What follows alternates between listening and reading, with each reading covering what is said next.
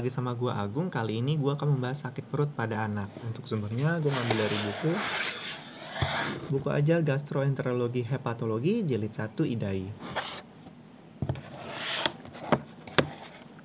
Sakit perut pada anak terdapat dalam dua keadaan, ada yang akut dan ada yang berulang. Untuk patofisiologinya berasal dari 7 sumber. Yang pertama distensi visceral, yang kedua iskemia, yang ketiga radang intraabdominal, yang keempat kelainan dinding abdomen, yang kelima kelainan ekstraabdominal, yang keenam kelainan metabolik, dan yang ketujuh kelainan susunan saraf. Untuk patogenesisnya, yang pertama bisa gangguan vaskuler, yang kedua peradangan yang mengenai peritoneum parietal, yang ketiga gangguan pasase atau obstruksi organ berbentuk pembuluh, baik yang terdapat dalam rongga peritoneal ataupun retroperitoneal. Yang keempat bisa karena penarikan, peregangan, dan pembentangan peritoneum visceral.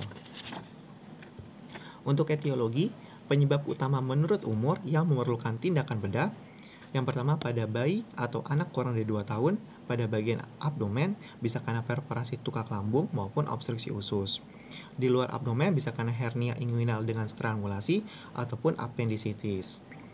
Yang kedua, pada anak lebih dari 2 tahun, pada bagian abdomen bisa karena obstruksi seperti obstruksi usus, perforasi akibat obstruksi. Bisa karena peradangan seperti appendicitis ataupun peritonitis primer. Bisa karena trauma seperti ruptur limpa maupun hematoma subserosa. Bisa karena pendarahan seperti di dalam kista ovarium. Apabila terjadi di daerah tropis bisa karena perforasi karena askariasis. Di luar abdomen bisa karena torsiotestis maupun hernia inguinal dengan strangulasi. Untuk penyebab non-bedah, yang pertama pada bayi atau anak kurang dari 2 tahun, pada bagian abdomen bisa karena infeksi intestinal.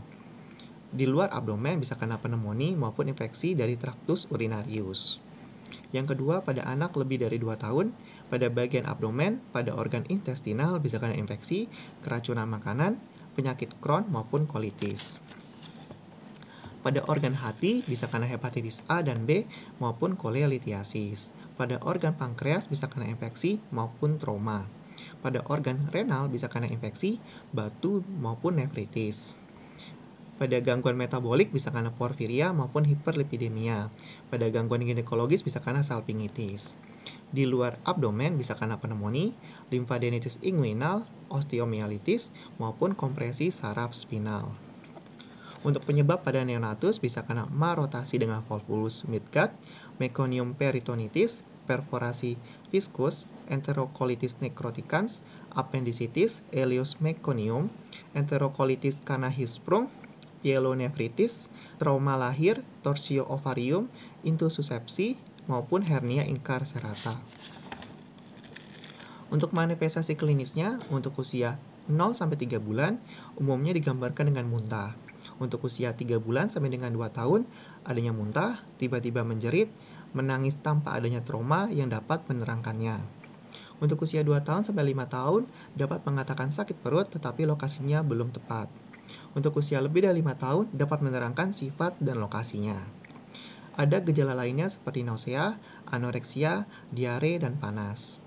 Untuk diagnosisnya, pada anamnesis perlu diketahui usia, jenis kelaminnya, rasa sakit, pola defekasinya seperti apa, pola kencingnya seperti apa, siklus haidnya bagaimana, adakah gejala atau gangguan traktus respiratorius, dan adakah trauma. Yang kedua, pemeriksaan fisik, perlu dinilai asimetri perut, bentuk perutnya buncit atau scapuoid, gambaran ususnya bagaimana, adakah nyeri terlokalisasi, adakah massa atau cairan asites, adakah ketegangan dinding perut, adakah nyeri tekan, adakah rebound tenderness, basing usus di seluruh perut bagaimana, pada pemeriksaan colok dubur apakah ada darah atau tidak, dan perlu pemeriksaan ginekologis. Tanda kedaruratan perut, yang pertama dinding abdomen yang kaku, yang kedua adanya decline muskular, yang ketiga adanya nyeri tekan, dan yang keempat adalah rebound tenderness. Di luar abdomen, cari adanya hernia inguinal strangulata, pneumonia, dan ruam di kulit.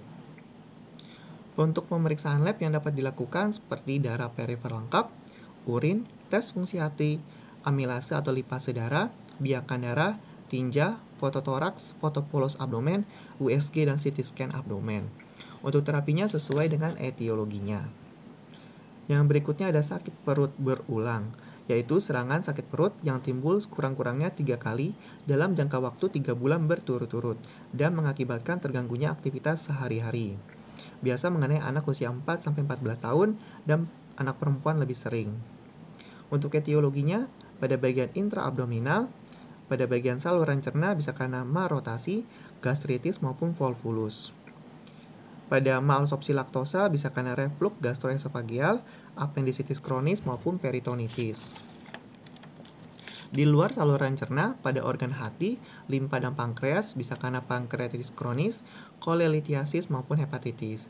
Pada organ saluran kemih dan kandungan bisa karena pielonefritis, batu ginjal maupun kista ovarium. Pada ekstraabdominal bisa karena hematologi seperti leukemia, limfoma maupun thalassemia. Yang lain-lain seperti keracunan timbal, epilepsi perut maupun migrain. Manifestasi klinisnya untuk gejala klinis klasik, yang pertama paroksimal, yang kedua daerah periumbilikal ataupun suprapubis, yang ketiga nyeri berlangsung kurang dari 1 jam, yang keempat nyeri tidak menjalar, kram ataupun tajam dan tidak membangunkan pada malam hari. Yang kelima, nyeri tidak berhubungan dengan makanan, aktivitas, dan kebiasaan buang air besar. Yang keenam, mengganggu aktivitas. Yang ketujuh, di antara 2 episode terdapat masa bebas gejala. Yang kedelapan, pemeriksaan fisik terdapat normal. Kesembilan, nilai labnya juga terdapat normal. Penularan simptom karena kelainan organik, yang pertama, nyeri terlokalisir atau menjalar atau sampai membangunkan pada malam hari atau timbul tiba-tiba.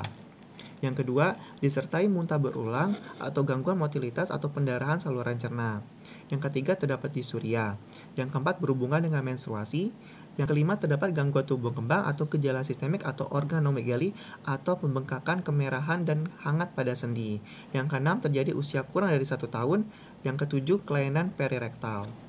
Untuk diagnosis, pada anamnesa perlu ditanyakan usianya, rasa sakitnya seperti apa, pola makannya bagaimana, pola defekasinya bagaimana, pola kencingnya bagaimana, siklus haidnya bagaimana, nafsu makannya seperti apa, apakah ada gejala atau gangguan traktus respiratorius, apakah ada gangguan muskuloskeletal, aspek psikososial, apakah ada trauma, dan bagaimana riwayat penyakit keluarganya.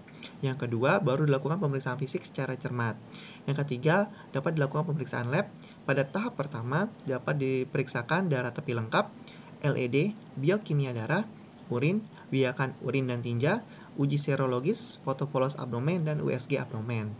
Pada tahap 2, dapat dilakukan uji hidrogen nafas dengan laktosa, amilase urin dan darah, tes benzidin, dan gastroskopi. Pada tahap 3 dapat dilakukan enema barium, voiding kistouretrogram, EEG, porfirin dalam darah dan urin, kolonoskopi, dan CT scan abdomen. Untuk terapinya ya sesuai dengan etiologinya. Itu bahasan kita tentang sakit perut pada anak. Semoga bermanfaat. Jangan lupa di subscribe, like, dan komen. Dan salam hidup sehat.